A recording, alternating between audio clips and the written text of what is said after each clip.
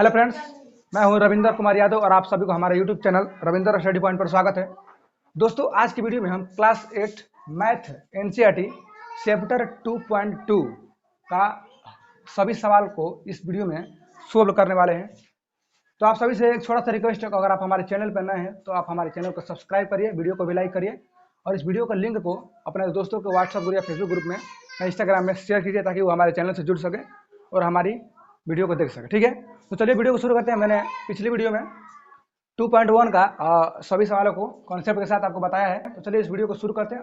ठीक है, तो चलिए दोस्तों, जो हमारा पहला क्वेश्चन है 2.1 का 2.2 का, उसमें बोल रहा है अगर आप क्लास 8 के विद्यार्थी हैं तो आप अपना बुक को एनसीईआरटी के बुक 2.2 को यानी कि पेज नंबर 31 को खोल लीजिए। ठीक है, वहीं से सवाल बोल रहे हैं। ठीक है, क्योंकि हम किताब को इस तरह देखा नहीं चाहते, ज़्यादा तो प्रॉब्लम हो जाएंगे। ठीक है, तो देखिए जो हमारा पहला सवाल है, देखिए पहला सवाल उसमें बोल रहा है यदि किसी संख्या के आधे में से 1/4 घटाया जाए तो 1/8 प्राप्त होता है।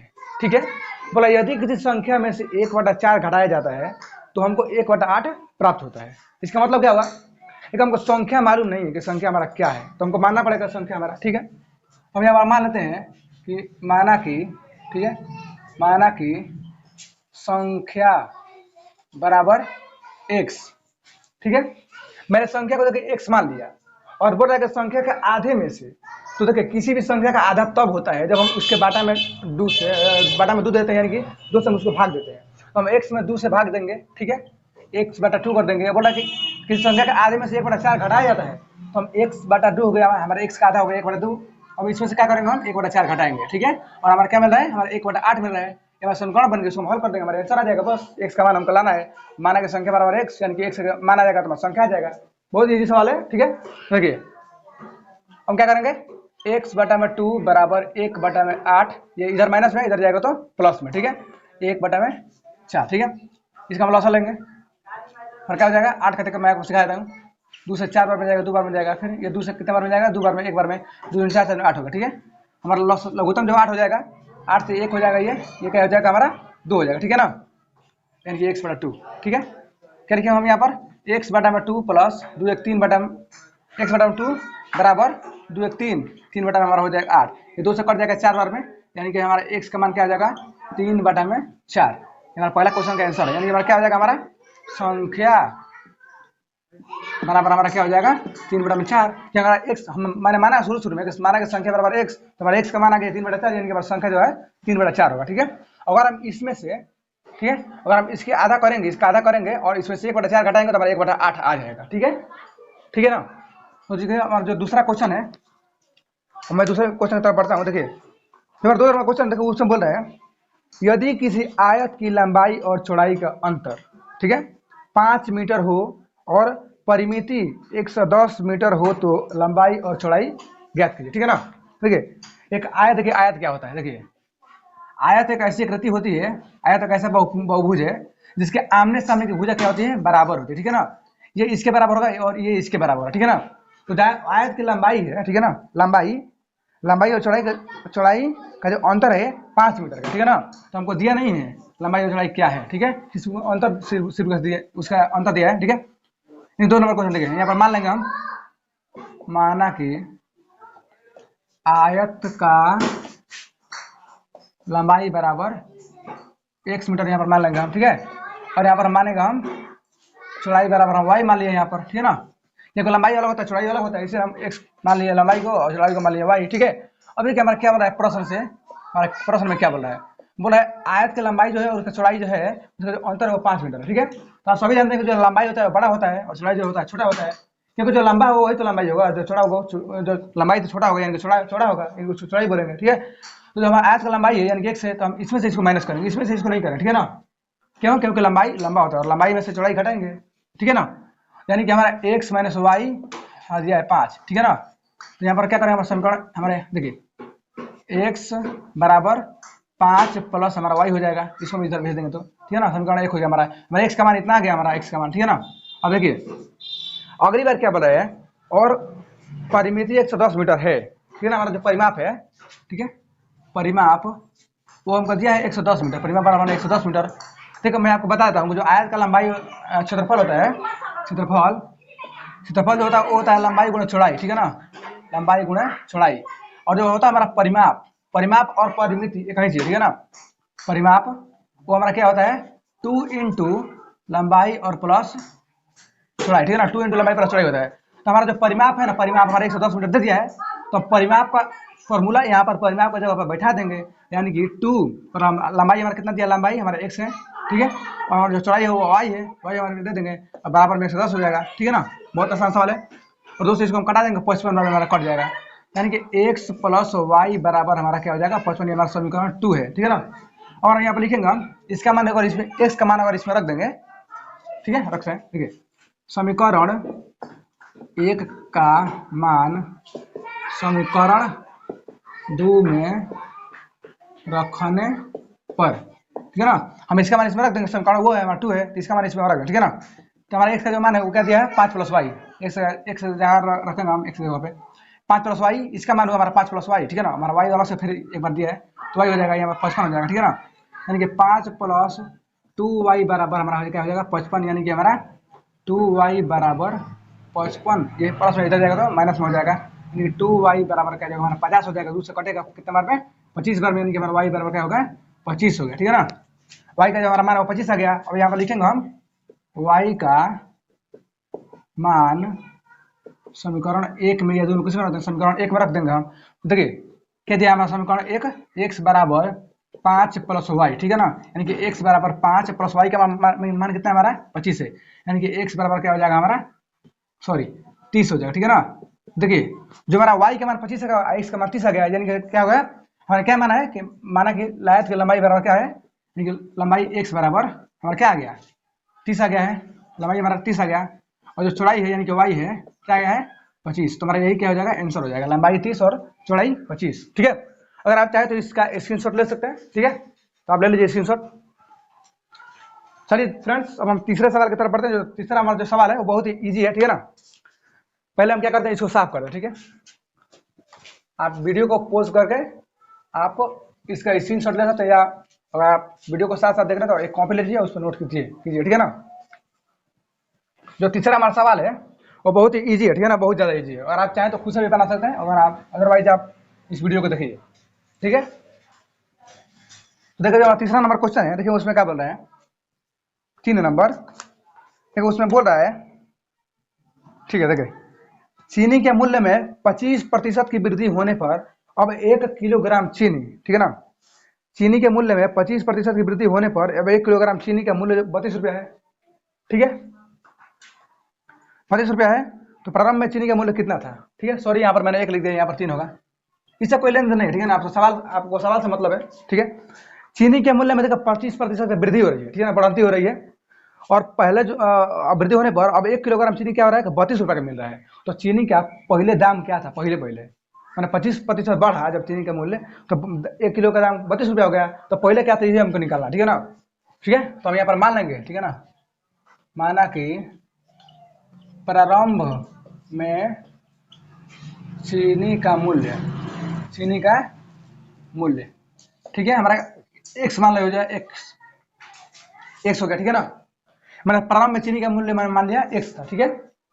अब देखिए x किलो x केजी प्रति, ठीक है, x केजी मान लिया, सॉरी यहाँ पर मैंने x माना, ठीक है ना, प्रारंभ में चीनी का मूल्य x मान लिया, ठीक है, 100 रुपया या कुछ भी आप मान सकते हैं यहाँ पर, ठीक है ना।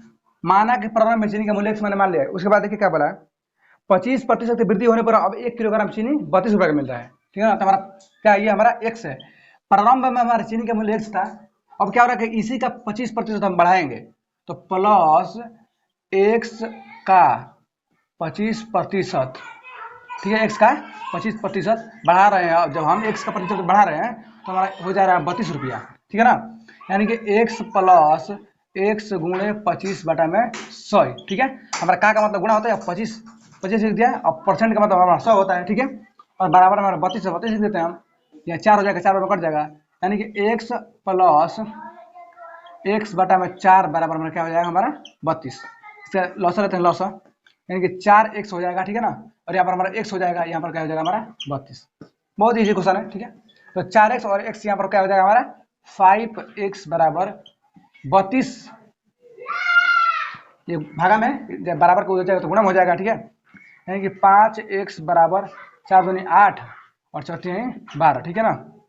यानी कि x बराबर 128 बटा में 5, यही आंसर हो जाएगा। अगर आप चाहें तो इसको दशमलव में कर सकते हैं, यानी कि 5 से 128 में भागा देंगे तो हम दे देते हैं यहाँ पर भागा 5 दूनी 10, ठीक है। यहाँ पर क्या जाएगा 50 25, 3 बचेगा यहाँ पर, पॉइंट होगा यहाँ पर 5 छक्का 30, ठीक है ना। यानी कि हमारा 25.6 आ जाएगा आंसर हमारा, ठीक है ना। यानी कि x का मान क्या जाएगा हमारा 25.6। तो हमने x क्या माना है, माना कि प्रारंभ में चीनी का मूल्य जो 100 रुपया है, यानी कि प्रारंभ में चीनी का मूल्य क्या हो जाएगा हमारा 25.6 रुपया, ठीक है। 25 रुपये 60 पैसा हो जाएगा, ठीक है। जो हमारा 4 नंबर क्वेश्चन है, ठीक है, ये भी आसान है, ठीक है, इसको ये भी आसान है, ठीक है। तो 4 नंबर क्वेश्चन है, देखो उसमें क्या बोल रहा है।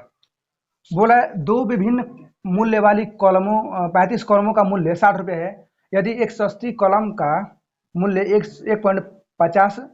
1.5 रुपया हो एवं महंगी कॉलम का मूल्य 2 रुपया हो तो कितनी महंगी कॉलम खरीदी गई। देखिए ये सवाल जो है बच्चों वाला है, ठीक है ना। हम इसको बोर्ड पे हमें बनाने में खुद शर्म आ रही है कि इतना सवाल हम सस्ता, मतलब सस्ता ही बोलेंगे, ठीक है ना, क्योंकि बहुत ही आसान सवाल है, आप खुद से भी कर सकते हैं। मैं इस सवाल को नहीं बनाऊंगा, ठीक है, क्योंकि बहुत ही आप खुद अपने मन में सोचिए ना कि 35 कॉलम है, ठीक है, और दो प्रकार का हमें कॉलम खरीदनी है, एक 1.5 रुपये वाला और एक 2 रुपये वाला कॉलम खरीदनी है। तो आप कितनी महंगे कॉलम खरीदेंगे और कितने सस्ते कॉलम खरीदेंगे, उसका मूल्य जो 60 रुपये हो जाएगा। आप खुद से बनाइए, अगर आपको नहीं आ रहा है तो हम अलग से इसके लिए वीडियो बना देंगे, आप कमेंट करिएगा तो, ठीक है, नहीं तो मानेंगे कि आपसे बन गया सवाल, ठीक है। तो चलिए जो हमारा 5 नंबर क्वेश्चन है, ठीक है ना, हमारा 5 नंबर जो क्वेश्चन है, देखिए क्या बोल रहा है 5 नंबर, ठीक है। बोल रहा है कि एक त्रिभुज के 3 कोण 2:3:5 के अनुपात में हो तो उनके कोण ज्ञात कीजिए। यह भी बहुत आसान सवाल है, ये भी मैं नहीं बनाता, लेकिन मैं आपको बता देता हूँ, ठीक है। नहीं तो आप बोलेंगे कि हमको ही नहीं आ रहा, ठीक है, ये भी हो सकता है भाई, ठीक है। देखिए 5 नंबर जो सवाल है, बोला एक त्रिभुज का 3 कोण। आप जानते हैं कि जो त्रिभुज होता है उसमें 3 कोण होते हैं, ठीक है ना। ये हो गया, ये हो गया, ये हो गया, ठीक है ना, कोण हो गया। कोण है उसका जो अनुपात दिया है ना, अनुपात त्रिभुज का जो कोण है उसका जो अनुपात दिया है हमको, वो दिया है 2:3:5 दिया है, ठीक है ना। और इसमें बोल क्या रहा है, अनुपात में है तो उनके तीनों कोण का माप ज्ञात कीजिए। लेकिन अगर आपको कोई भी सवाल अनुपात में दे तो आप उसको x लगाकर लिखिएगा, ठीक है। मैं यहाँ पर लिखता हूं, हम जानते हैं कि त्रिभुज के तीनों कोणों, हम जानते हैं कि त्रिभुज के तीनों कोणों का योग या माप, ठीक है ना, योग या माप 180 डिग्री होता है, बराबर 180 डिग्री, ठीक है। अगर आपको नहीं पता तो मैं आपको बता दूं कि जो त्रिभुज होता है उसका जो कोण होता है ना, उसका जो माप होता है वो होता है 180 डिग्री, ठीक है ना। तो हमको अनुपात दे दिया है 2:3:5 दे दिया है, ठीक है। और हमसे बोला कि तीनों कोणों का माप ज्ञात कीजिए, ठीक है ना। हम यहाँ पर लिखेंगे प्रश्न से, ठीक है। क्या लगाएंगे इसमें हम, मैंने आपको भी बताया कि आपको 2x y z कुछ भी लगाना होगा, अल्फाबेट में कुछ भी, ठीक है ना, आपको चर के साथ इसको लिखना होगा, ठीक है। तो 2 में हम x लगाए 2x plus 3x plus 5x बराबर 180, ठीक है ना। तो 5x 3x 8x 8x 2x 10x हमारे यहाँ पर हो जाएगा और बराबर में 180 होगा, यानी कि 10 ले कट जाएगा हमारा 18 बार में, यानी कि हमारा x का जो मान है आ गया 18, ठीक है। x का मान हमारा आ गया 18, तो मैं लिखेंगे हमारा पहला कोण मान कितना है 2x हमारा पहला कोण, ठीक है ना, 2x यहाँ पर लिखेंगे 2x बराबर, यानी कि x हमारा मान कितना है 18 है ना, तो 2 × 18 यानी कि हमारा हो जाएगा 36। जो हमारा दूसरा कोण है, दूसरा कितना है हमारा 3x, तो 3 × 18 हो जाएगा, यानी हो जाएगा हमारा 18 54। जो तीसरा कोण है, तीसरा वो हमारा क्या है 5x, यानी कि 5 × 18 यानी कि 18 × 5 = 90, यानी कि हमारा कोण बराबर कोण क्रमशः, ठीक है, कोण क्रमशः क्या आ जाएगा हमारा 36 54 और 60। अगर आप इसको जोड़ेंगे ना तो आपका आ जाएगा 180, ठीक है, आप जोड़ कर भी देख सकते हैं, ठीक है। तो आप चाहें तो इसका स्क्रीनशॉट ले सकते हैं, बहुत इजी सवाल है, ठीक है ना, आप ले लीजिए। ओके, अब मैं इसको साफ कर देता हूँ, ठीक है ना। तो जो हमारा देखिए 5 तक हमारा सवाल बन गया और इसमें 5 सवाल है। शायद मैंने शुरू में बोला होगा कि इसमें 13 सवाल है, लेकिन सॉरी मेरा मिस्टेक है, इसमें 10 सवाल है, ठीक है। देखिए जो हमारा 6 नंबर क्वेश्चन है, 6 नंबर, देखो उसमें क्या बोल रहा है। बिल्लू के पास 1 रुपये 2 रुपये एवं 5 रुपये के कुल 160 सिक्के हैं। देखिए एक लड़का का नाम है बिल्लू। पहले सवाल पढ़ता हूँ, उसके बाद आपको समझाऊंगा, ठीक है। एक लड़का का देखिए नाम है बिल्लू, बोला बिल्लू के पास 1 रुपये, 2 रुपये एवं 5 रुपये के कुल 160 सिक्के हैं, जिनका कुल मूल्य 300 रुपया है। यदि 2 रुपये के सिक्कों की संख्या 5 रुपये के सिक्कों की संख्या की तिगुनी हो तो उसके पास प्रत्येक प्रकार के कितने सिक्के हैं। बहुत ही इंटरेस्टिंग सवाल है, ठीक है। समझिएगा एकदम ध्यान से, देखिए समझिएगा बहुत ध्यान से, ठीक है ना। यानी कि हमारा 6 नंबर जो क्वेश्चन है ये VVI, बहुत इंपॉर्टेंट क्वेश्चन, ठीक है ना। ठीक है, देखिए बिल्लू एक लड़का है, ठीक है ना। बिल्लू, मैं यहाँ पर लिखता हूँ बिल्लू का नाम।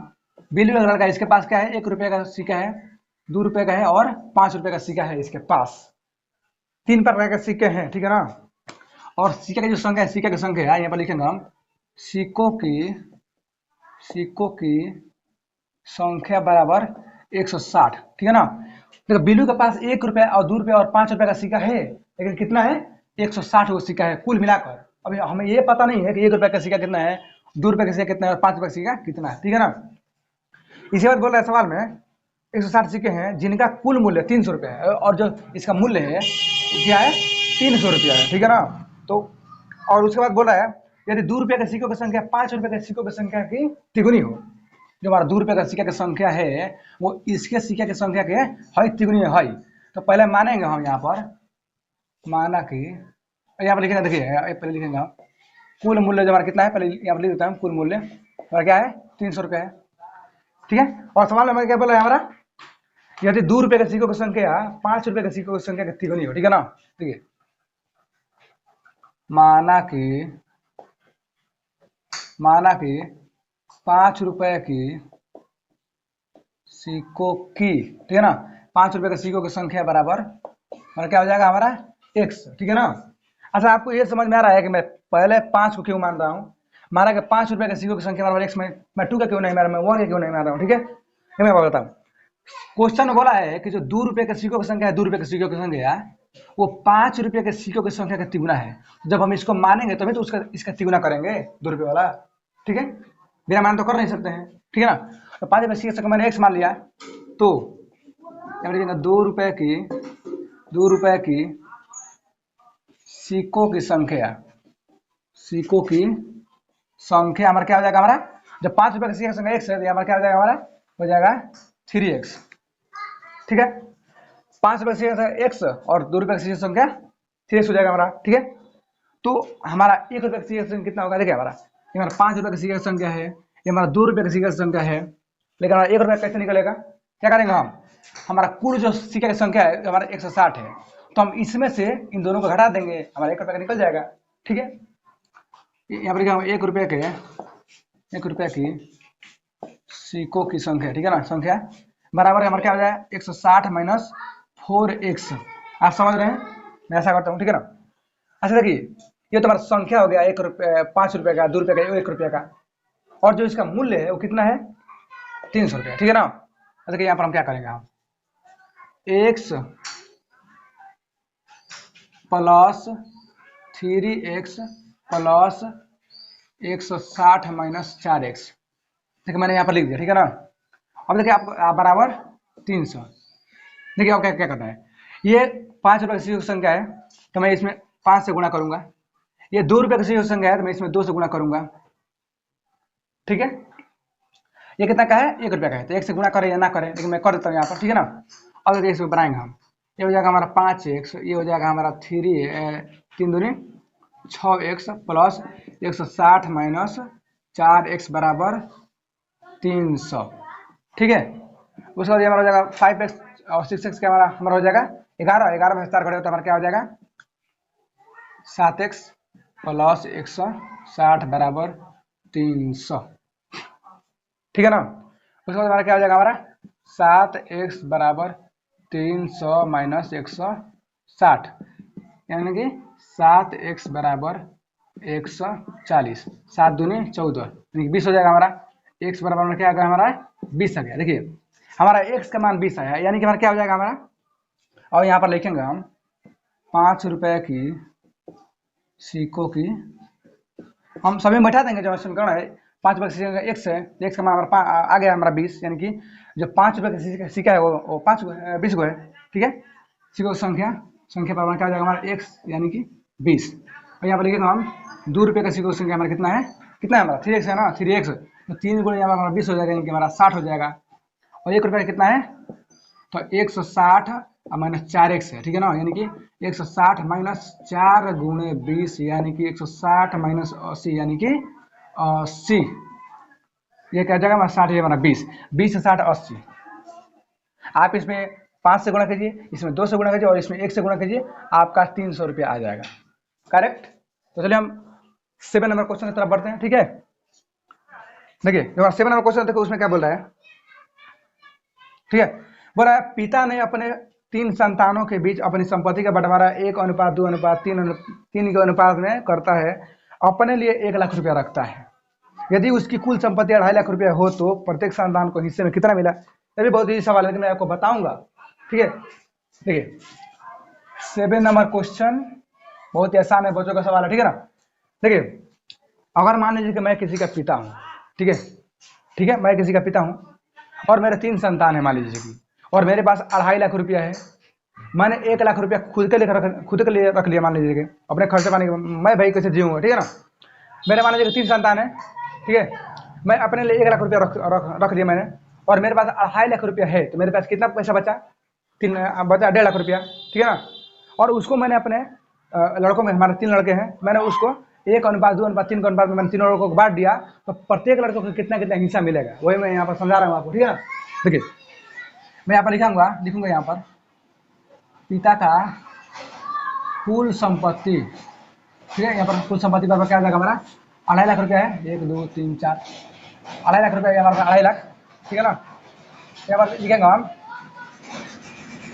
बचा हुआ संपत्ति, यानी कि हमारा कितना संपत्ति बचा हुआ है, बचा हुआ संपत्ति, यानी कि मैंने कितना रखा अपने लिए 1 लाख रुपया रख लिया। ठीक है ना, यहाँ पर क्या करूँगा, इसमें से 1 लाख को घटा दूंगा, यानी कि 2.5 लाख माइनस 1 लाख। ठीक है, यहाँ पर क्या हो जाएगा हमारा 1,50,000, यही हमारा बचा। अब इसको मैं तीनों अपने लड़कों में बांटूंगा, तो हमारा लड़का अनुपात है, यानी कि अनुपात बराबर क्या है हमारा 1x 2x और 3x। अच्छा देखिए मैंने त्रिभुज जो आया था सवाल, ठीक है, मैंने आपको उसमें बताया था कि जब भी आपको देगा अनुपात तो आपको x लगा कर लिखना है। ठीक है, फिर मैं लिख देता हूँ यहाँ पर, यानी कि हमारा क्या हो जाएगा, मैं x से गुणा करूंगा इसमें, x plus 2x plus 3x बराबर हमारा कितना पैसा बचा है 1.5 लाख रुपया। ठीक है ना, ठीक है, 3 2 5 1 6, यानी कि हमारा 6x बराबर 1,50,000, यानी कि हमारा x बराबर कितना हो जाएगा हमारा 25,000। आप इसको कराएंगे 6 से करेंगे इसको डिवाइड ना, 1.5 लाख होता है 25,000 आएगा हमारा। ठीक है, तब देखिए हमारा जो x का मान हुआ 25,000 आया। ठीक है, तो जो हमारा पहला संतान है यानी कि उसका मान x है, तो ये लिखेंगे हम पहला संतान का हिस्सा, पहला संतान का हिस्सा यानी कि x बराबर क्या है 25,000, यानी कि पहला जो लड़का है छोटा वाला उसको मिला 25,000। यहाँ पर लिखेंगे दूसरा, ठीक है, दूसरा जो है उसको मिला है 2x, यानी कि 2 इंटू 25,000। ठीक है ना, तो यहाँ पर हो जाएगा हमारा 50,000। ठीक है, जो हमारा तीसरा है उसको कितना मिला है 3x, यानी कि 3 इंटू 25,000, यानी कि हो जाएगा 75,000। ठीक है, ये हमारा आंसर होगा 25,000 हो जाएगा, यहाँ पर हमारा 25,000 होगा, 50,000 75,000। अगर आप तीन को जोड़ेंगे तो आपका आ जाएगा 1.5 lakh. I hope you understand. ठीक है, तो चलिए चलते हैं हमारा जो 8 नंबर सवाल है उसकी तरफ। आप चाहें तो इसे स्क्रीनशॉट ले सकते हैं। ठीक है, चलिए जो हमारा 8 नंबर सवाल है, अगर आप चाहें तो अपने बुक को खोल सकते हैं। ठीक है, आपको आसानी होगी सवाल को देखने में, पढ़ने में। अगर आप सवाल को पहले पढ़ते हैं तो आपको और भी सवाल को बनाने में देखने में मजा आएगा। ठीक है, तो आपसे रिक्वेस्ट है कि आप अपने बुक को खोल लीजिए। ठीक है, तब तक मैं बोर्ड को साफ कर दूँ। ठीक है ना, तो चलिए चलते हैं। जो हमारा 8 नंबर सवाल है यह भी बहुत आसान है। देखिए इसमें जो बोल रहा है, देखिए इसमें क्या बोल रहा है, 8 नंबर जो सवाल है इसमें तो बोल रहा है कि 11 के लगातार 3 गुणजों का योग 231 है, उन्हें ज्ञात कीजिए। ये तो बहुत आसान है, गिनती पढ़ा है भाई। चलो देखते हैं इसको। 8 नंबर सवाल, अगर आपको किसी भी संख्या का गुणज मानना होगा, क्योंकि यहाँ पर दिया तो नहीं है कि गुणज कितना है, बल्कि 11 का लगातार मानना होगा, तब मैं आपको लगातार के लिए बता रहा हूँ। तो यहाँ पर लिखेंगे हम x मानेंगे, y मानेंगे, कुछ भी नहीं तो मानना होगा हमको अल्फाबेट में के। तो यहाँ पर मानेंगे हम पहला गुणज जो हमारा है x प्लस 1, ठीक है। जो हमारा दूसरा गुणज है वो हमारा हो जाएगा x प्लस 2। जो हमारा तीसरा गुणज है वो हमारा क्या हो जाएगा x प्लस 3। ये हमारा सिर्फ गुणज है, ठीक है ना। और किसका गुणज है भाई, तो 11 का गुणज है। तो हम इन तीनों में 11 से मल्टीप्लाई करेंगे और इसको जोड़ेंगे, और जोड़ने के बाद हम बराबर में लिखेंगे 231 और x का मान निकालेंगे और इसमें कर देंगे, जो आएगा सो आएगा आंसर, ठीक है। तो चलिए चलते हैं, देखिए यानी कि जो हमारा पहला गुणज है यानी क्या हो जाएगा हमारा 11 इंटू एक्स प्लस 1 हो जाएगा हमारा। तो दूसरा हमारा गुणज है, ठीक है, 11 इंटू एक्स प्लस 2 हो जाएगा। जो हमारा तीसरा गुणज है वो हमारा क्या हो जाएगा 11 इंटू एक्स प्लस 3। अब इनको जोड़ेंगे हम, ठीक है ना, ठीक है, क्योंकि इसी का तो योग आ रहा है हमारा गुणज आ गया 11 का गुणज आ गया हमारा, और इसी को हम जोड़ेंगे तो हमारा 231 आ रहा है, ठीक है ना। तो हम यहाँ पर लिखेंगे हमारा क्या हो जाएगा 11x हो जाएगा हमारा, ये 11x प्लस 11 हो जाएगा, 11x प्लस 11 हो जाएगा। फिर इसके बाद हमारा होगा 11x प्लस 22 होगा हमारा, फिर प्लस 11x अब प्लस 11 33 होगा। और इसका जो जोड़ने के बाद जो हमारा आ रहा है वो हमारा आ रहा है 231, ठीक है। तो 11x यानी कि हमारा हो जाएगा 33x बराबर 231, 33 22 माइनस 66, ये हो जाएगा हमारा 66। इसको हम लेके चले जाएंगे इस तरफ, ठीक है। आप तो इतना ही समझ ही सकते हैं कि मैं क्यों यहाँ पर लिख रहा हूँ 66। तो 33x बराबर 11 में से 6 हो जाएगा तो हमारा 5 हो जाएगा, 12 में से 6 हो जाएगा तो 6 हो जाएगा, यहाँ पर 1 हो जाएगा, ठीक है ना। तो यानी कि एक का जो मान है 165, कितना बार हमारा कटेगा हमारा 3 से कटेगा, इसको तो बचेगा 1 बार, देखिए यानी कि x का जो हमारा मान है 165 बटा में हो जाएगा 33, यानी कि 3 से कटेगा, ये बचे 15, ये बचे 15, ये 3 से कटेगा 11 बार में 11 5 55, यानी कि हमारा x का जो मान है वो हमारा आ गया 5। तो आप निकाल लीजिए गुणज, गुणज क्या है गुणज 11x प्लस 11 है, यानी कि 11x का जो हमारा मान है 5 आया है और 5 प्लस 1 है, ठीक है। तो 11 गुणे 6 हो जाएगा हमारा, यहाँ पर हो जाएगा 66। तो हमारा दूसरा गुणज है क्या है 11 इंटू एक्स प्लस 2 है, ठीक है ना, यानी कि 11 इंटू 5 प्लस 2 यानी कि 11 गुणे 7 यानी कि 77, ठीक है, 77 हो जाएगा, यहाँ 66 हो जाएगा। तो हमारा तीसरा गुणज है यानी कि 11 इंटू एक्स प्लस 3 यानी कि 11 5 प्लस 3 बराबर 11 गुणे 8 यानी कि 88, यानी कि हमारा गुणज हमारा क्या आ जाएगा हमारा 66 77 और 88, यह का आंसर हो जाएगा, ठीक है। I hope you understand. और हमारा 2 सवाल बचा हुआ है, आप चाहे स्क्रीनशॉट ले सकते हैं बाद में उतारने के लिए, ठीक है ना। तो चलिए हम इसको साफ कर दें और अगला सवाल की तरफ बढ़ते हैं, यानी कि 9 नंबर सवाल की तरफ बढ़ते हैं, ठीक है। इसमें हमारे सभी सवाल आसान है, अगर आप चाहें तो खुद से भी बना सकते हैं, ठीक है ना। आपको दिया है भाषा में, आपको समीकरण में इसको बनाना है और हल करना है। अगर आप ये बनाना सीख गए कि आपको क्या क्या करना है तो आप उस समीकरण को आराम से हल कर सकते हैं, ठीक है। तो देखो जो हमारा है 9 नंबर क्वेश्चन, ठीक है। जो हमारा 9 नंबर क्वेश्चन है उसमें बोल रहा है संकुल संसाधन केंद्र मध्य विद्यालय फराना में आयोजित बाल मेले में प्रत्येक विजेता छात्र को 2 कलम एवं विजेता छात्र को छोड़कर शेष सभी प्रतिभागियों को 1 कलम दिया जाता है। यदि 100 छात्र के बीच 120 कलम दिए गए तो विजेताओं की संख्या क्या है, ठीक है ना। देखिए यहाँ पर एक स्कूल है जिसका नाम है मध्य विद्यालय फराना, इसमें एक बाल मेला आयोजित हुआ है, ठीक है ना।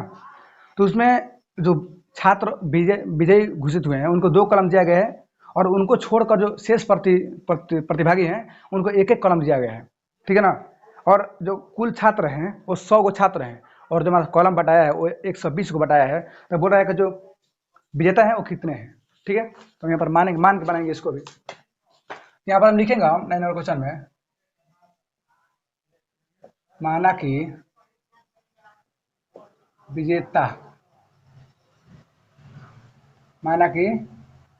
विजेता की संख्या बराबर क्या हो जाएगा हमारा x, विजेता की संख्या मैंने मान लिया x।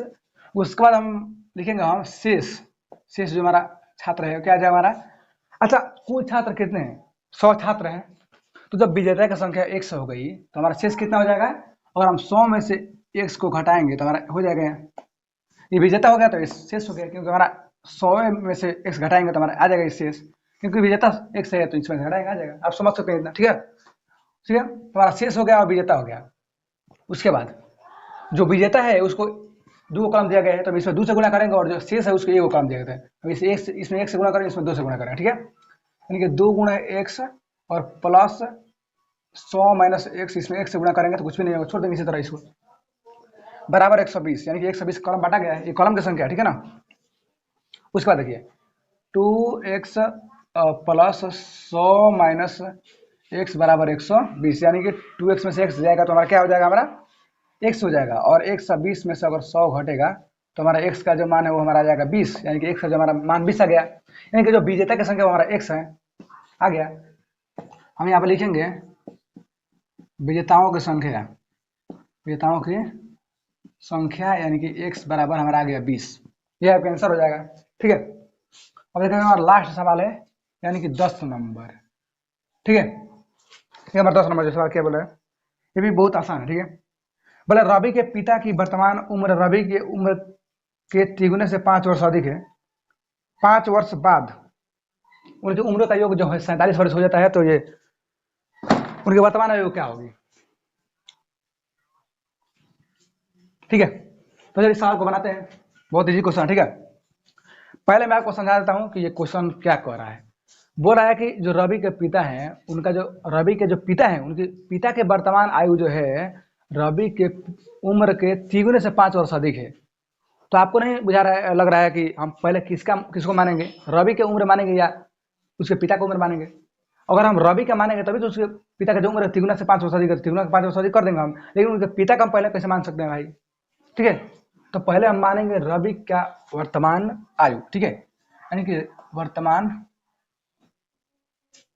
रवि का वर्तमान उम्र हमारा 100 वर्ष हो गया, ठीक है। लिखेंगे पिता का वर्तमान उम्र, पिता का वर्तमान उम्र हमारा क्या हो जाएगा, हमारा 3 में 1 से गुणा करेंगे, यानी कि इसका तिगुना और प्लस 5, ठीक है ना, यानी कि हमारा हो जाएगा 3x प्लस 5 वर्ष। ये रवि का उम्र है ये वाला, और ये उसके पिता का उम्र है, ठीक है। आप इतना समझ सकते हैं। देखिए जो प्रश्न है उसमें देखिए क्या बोला है, प्रश्न से उसमें बोल रहा है कि अगर दोनों के उम्र में 5 का बढ़ोतरी मैंने 5 वर्ष बाद, तो आपको पता है कि जो समय है वो सबके लिए बढ़ता है सबके लिए घटता है, तो 5 वर्ष बोला है बाद, तो हम इन दोनों में 5 को जोड़ेंगे। अगर बोलता है कि 5 वर्ष पहले तो हम इसको इन दोनों में से 5 को घटाते, बोला कि 5 वर्ष बाद इन दोनों का जो उम्र है उनकी योग जो है ना उसको जोड़ने पर हमारा आ रहा है 47 वर्ष, यानी कि इसमें भी 2 जोड़ेंगे हम, यानी कि x प्लस 2 करेंगे, और इसमें भी 2 जोड़ेंगे हम, ठीक है ना, ये 3x प्लस 5 तो हमारा पहले ही से है, और 5 हम और जोड़ेंगे क्योंकि 5 वर्ष बाद है, और इन दोनों को हम जोड़ दिए, इसे योग कर दिए यहाँ पर, और हमारा आ रहा है 47 वर्ष, ठीक है। यहाँ पर हमारा हो जाएगा x plus 2 plus 3x plus हमारा 10 हो जा रहा है, यहाँ पर हो जाएगा 47 हो जाएगा, x 3x हो जाएगा 4x, यानी कि 47 माइनस हो जाएगा हमारा 12, ठीक है। तो 4x बराबर हमारा क्या हो जाएगा हमारा, ठीक है, ठीक है, सॉरी यहाँ पर 5 है, यहाँ पर 5 हो जाएगा यहाँ पर, ठीक है ना, 5 हो जाएगा, हमसे थोड़ा सा गलती हो गया, सॉरी। देखिए तो यहाँ पर हमारा क्या हो जाएगा, हमारा 10 गो और 5 गो यहाँ पर क्या हो जाएगा, 15 हो जाएगा, ठीक है ना। यहाँ पर हमारा क्या हो जाएगा 32 बचेगा, यानी कि हमारा जो x का मान है 32/4 हो जाएगा, यानी कि हमारा जो x का मान है हमारा 8 आ जाएगा, और चौका 32, ठीक है। तो यहाँ पर लिख देता हूँ हम रवि का वर्तमान आयु जो हमारा है, यानी कि x बराबर हमारा क्या आ गया 8 वर्ष, और उसका पिता का जो उम्र है क्या है 3 गुणे 8 हो जाएगा, और हमारा 5 हो जाएगा, यानी कि अतिरिक्त का 24 और प्लस 5, यानी कि हमारा हो जाएगा 29 वर्ष, ठीक है ना, 29 वर्ष होगा, और ये 8 वर्ष होगा, यानी कि रवि का जो उम्र है वो 8 वर्ष है, और उसके पिता का उम्र जो है 29 वर्ष है, आपका यही आंसर, ठीक है ना। तो मैं आशा करता हूँ कि आपको इस वीडियो से बहुत ही फायदा हुआ होगा। तो अगर आप हमारे चैनल पर नए हैं तो चैनल को सब्सक्राइब कीजिए, वीडियो को भी लाइक कीजिए, और इस वीडियो को लिंक को अपने दोस्तों में शेयर कीजिए ताकि इस वीडियो को सभी लोग देख सकें। थैंक्स फॉर वॉचिंग, वीडियो को देखने के लिए मिलते हैं अगली वीडियो में।